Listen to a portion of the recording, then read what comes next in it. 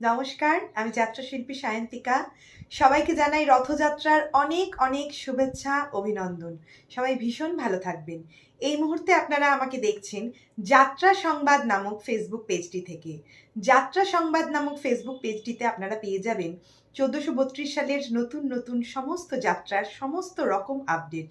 কোথায়, কখন, কোন যাত্রাপালাটি আপনাদের কাছাকাছি প্যান্ডেলে আপনারা দেখতে পাবেন, সেই সমস্ত আপডেটগুলি পেতে অবশ্যই চোখ রাখুন যাত্রা সংবাদ ফেসবুক পেজটিতে। অবশ্যই পেজটি লাইক করুন, ফলো করুন এবং বেশি বেশি করে শেয়ার করুন।